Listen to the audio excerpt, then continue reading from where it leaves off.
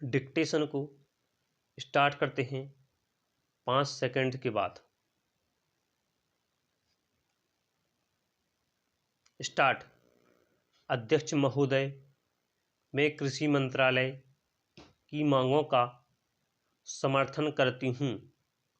इसके साथ ही मैं यह भी कहना चाहती हूँ कि सदन के सदस्यों को बोलने में बहुत कठिनाई होती है। कई माननीय सदस्य 4 बार बोल चुके हैं।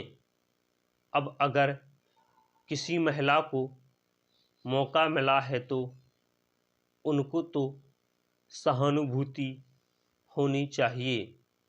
मैं कहना चाहती हूँ कि मैं किसान की लड़की हूँ और खेती करने वाले घर में महिलाएं बहुत काम करती हैं, इसलिए उनको खेती का अच्छा अनुभव होता है।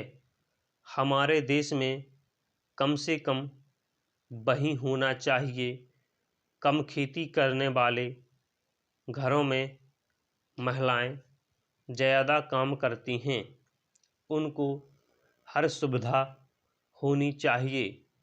हमारे मध्य प्रदेश में इस वर्ष पानी बहुत कम बरसा है। वर्षा बहुत कम हुई है। वर्षा कम होने की वजह से फसल बहुत कम हुई है। इसलिए मेरी प्रार्थना है कि किसानों का इस वर्ष का लगान माफ़ कर दिया जाना चाहिए। उनसे इस वर्ष का लगान बिल्कुल नहीं लिया जाना चाहिए। वहाँ पर किसान ने अगर 5 मन बीज डाला था तो मुश्किल से 10 मन गेहूं ही हुआ होगा। किसान रो रहे हैं, उनको कोई सुविधा नहीं है, इसलिए उनका इस वर्ष का लगान माफ़ कर दिया जाना चाहिए। उनको चाहिए कि आप गेहूं की कीमत निर्धारित कर दें।